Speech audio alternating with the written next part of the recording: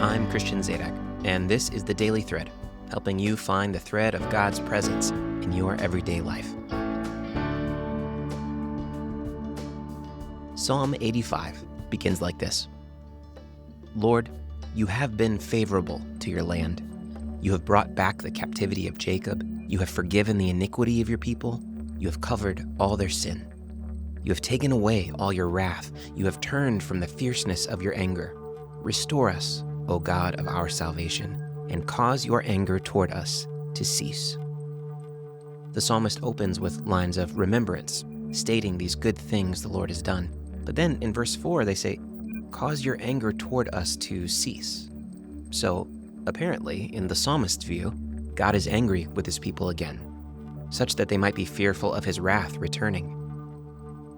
The psalmist continues in verse 5 and 6. Will you be angry with us forever?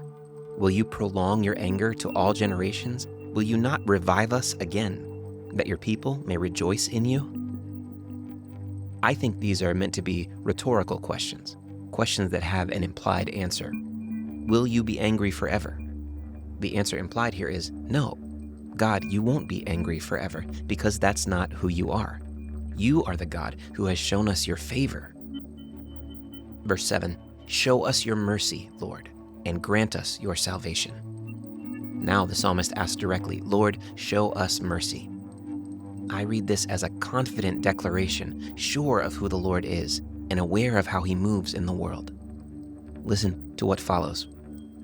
I will hear what God the Lord will speak, for he will speak peace to his people and to his saints, but let them not turn back to folly. Surely his salvation is near to those who fear him, that glory may dwell in our land. I take such comfort in the words of this psalm, even though the writer might be feeling overlooked by God, neglected, or as though God is mad at him. Perhaps he feels he or his people have done something to create a distance between themselves and God. Even though the problems he faces might be huge, relating to the whole country, still there is a deep confidence in the goodness of God, that salvation is near. And these words are key, so the glory of God may dwell among us. What follows is a poetic description of Jesus. He called himself the way, the truth, and the life. God dwelling among us. Listen to how the psalm ends. Mercy and truth have met together. Righteousness and peace have kissed. Truth shall spring up out of the ground, and righteousness shall look down from heaven.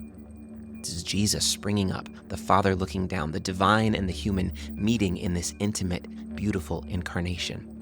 Verse 12, yes, the Lord will give what is good, and our land will yield its increase. Righteousness will go before him and will make his footsteps into a way. The goodness of God is our portion. I'm amazed how this psalm, so confident in God's goodness, ends with the description of the apex of God's goodness, found in the person of Jesus, the place where God and humanity meet. Let the Lord speak his peace over you today, and let the person of Jesus have his perfect way in you.